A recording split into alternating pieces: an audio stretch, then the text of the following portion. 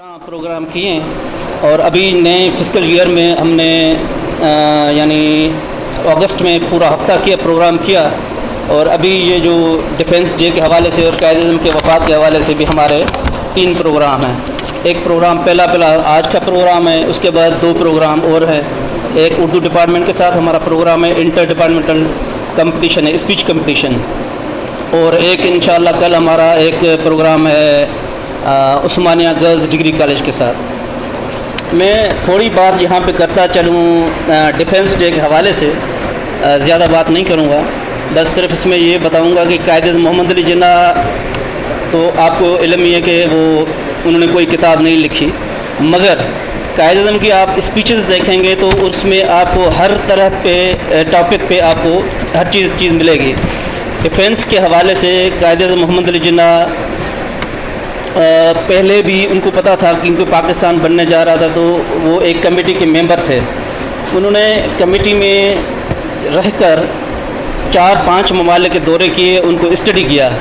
ان میں کینیڈا ہے، US ہے، فرانس ہے، UK، اور انہوں نے باقاعدہ فوجی اسٹیٹس کو چیک کیا۔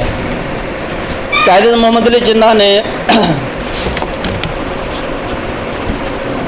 ملٹری اکیڈمی پاکستان میں انہوں نے یہ تیار کی تھی، جس کے پہلے جو خاص کر کے مشہور جنرل تھے فضل حق صاحب، اور قائد اعظم محمد علی جناح صاحب نے جب پاکستان بن گیا تو پاکستان نے ڈیمانڈ کی تھی انڈیا سے، بلکہ انگریز گورنمنٹ سے، کہ ہمیں کتنے فوجی چاہیے۔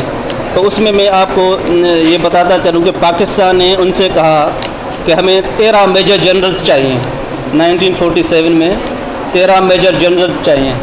پاکستان کو اس کے جواب میں صرف 1 میجر جنرل ملا۔ پاکستان نے کہا کہ ہمیں 40 بریگیڈیئرز چاہیے۔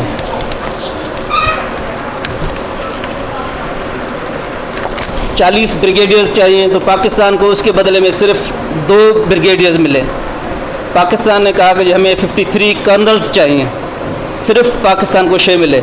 اب آپ اسی سے اندازہ لگا لیں، اور آپ کو یہ بھی علم ہے کہ ان کا کیا چاہتا تھا، انڈیا کیا چاہتا تھا اور انگریز گورنمنٹ کیا چاہتی تھی، کہ پاکستان ویسے ہی یعنی ختم ہو جائے گا، تو اسی لیے انہوں نے جان بوجھ کے ہمیں پاکستان کو تھوڑے یعنی نہ تو ان کو ایسٹس ملے، نہ کوئی فوجی ملے، کچھ بھی نہیں ملا، مگر پاکستان نے اللہ کا شکر ہے کہ اسی طرح سے سسٹین کر لیا۔ قائد اعظم محمد علی جناح نے ڈیفنس کے حوالے سے انہوں نے باقاعدہ کلیئر ویژن تھا، اس میں 4 پوائنٹس تھے انہوں نے جو ان کے ذہن میں تھے۔ ایک قائد اعظم چاہتے تھے اسٹرانگ نیشنل ڈیفنس ہو، دوسرا قائد اعظم چاہتے تھے کہ انٹرنیشنل باڈی پہ کوئی بھی ڈپینڈنس نہ ہو، اور تیسرا چاہتے تھے کہ پاکستان جو ہے ملٹری پروڈکشن میں، ڈیفنس میں، سسٹم میں اپنے آپ پہ سیلف ریلائنس کرے۔ اور قائد اعظم کا جو آخری اہم تھا جو وہ تھا واچ ورڈ، وہ جو واچ ورڈ انہوں نے دیا تھا فیتھ، ڈسپلن، یونٹی اور سیلف سیکریفائس کا۔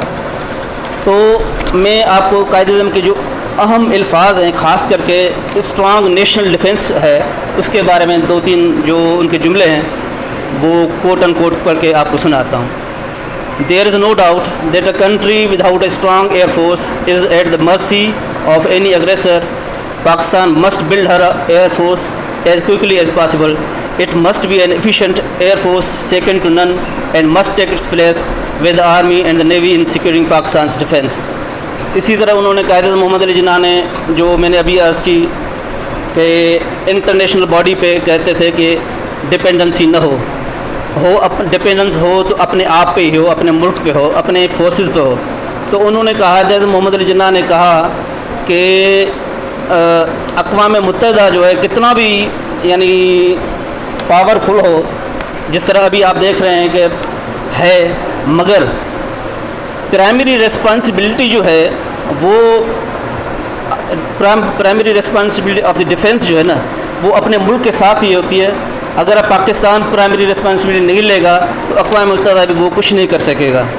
انہوں نے قائد اعظم محمد علی جناح نے کہا کہ there is no doubt that any country without a strong air force is at the mercy of any aggressor.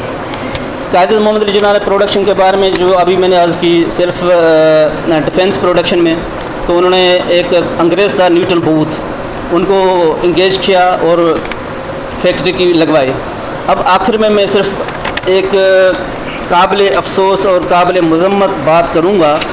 آپ سارے اسٹوڈنٹس ہیں ماس کمیونیکیشن کے، ماس کمیونیکیشن اچھی طرح جانتے ہیں آپ اسٹوڈنٹس کہ آج کل ایک ریل چل رہی ہے، اس میں ایک لڑکی ہے اور میرا اندازہ ہے وہ شاید ایکٹریس ہے، اور ایک بندہ ہے، اب میں نے جانا پہچانا نہیں ہے، خدا جانے وہ کون ہے۔ تو اس میں وہ جو لڑکی ہے وہ اس کو کہتی ہے کہ قائد اعظم محمد علی جناح جو ہے نا وہ مسلمان نہیں تھے۔ آپ نے وہ دیکھی ہوگی میرا خیال ہے ریل۔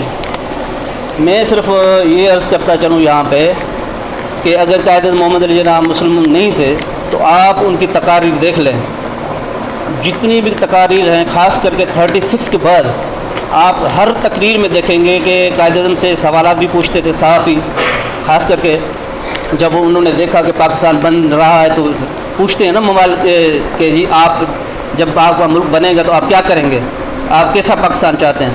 تو اس میں قائد اعظم ہر تقریر میں ہر انٹرویو میں یہی کہتے تھے کہ جو پاکستان کا کانسٹیٹیوشن ہوگا وہ اکارڈنگ ٹو اسلامک ٹیچنگز اور قرآن ہوگا۔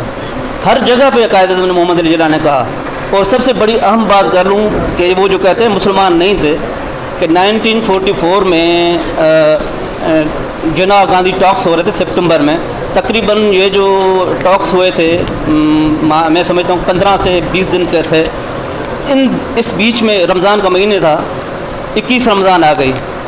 تو جب 21 رمضان آنے والی تھی تو قائد اعظم محمد علی جناح نے کہا گاندھی سے کہ جی آپ اس طرح کریں کہ ہم 21 رمضان کو ٹاکس جو ہے ملتوی کر دیتے ہیں، کیونکہ حضرت علی علیہ السلام کی شہادت کا دن ہے۔ آپ اندازہ لگا لیں اسی سے، جس کو یہاں تک کا پتہ ہو کہ حضرت علی علیہ السلام کی شہادت کا دن ہے اور وہ ٹاکس بڑے اہم 1.5 لاکھ پیدا ہو گیا تھا پاکستان پہ، وہ اس پہ بات کرنا چاہتے تھے، قائد اعظم نے وہ بھی ملتوی کروائے تھے، اور وہ یہ سارا سب کو پتہ ہے۔ لوگوں نے احتجاج بھی کیا تھا کہ آپ یہ کیوں کر رہے ہیں۔ آج کے دور میں بھی دیکھ لیں، جب اس طرح کے واقعات ہوتے ہیں، اس طرح کی شہادت کے دن ہوتے وغیرہ، تو کرکٹ وغیرہ یا دوسرے پروگرام ہوتے رہتے ہیں، مگر قائد اعظم نے وہ بھی ملتوی کروا دیا تھا۔ تو یہ کس طرح کہہ رہے ہیں کہ قائد اعظم محمد علی جناح مسلمان نہیں تھے؟ میں پھر یہی کہوں گا کہ قائد اعظم کی لیگسی انشاءاللہ ہمیشہ کے لیے قائم و دائم رہے گی، اور قوم جو ہے آرمڈ فورسز کے سپورٹ میں ہمیشہ کے لیے کھڑی ہے۔ بڑی مہربانی۔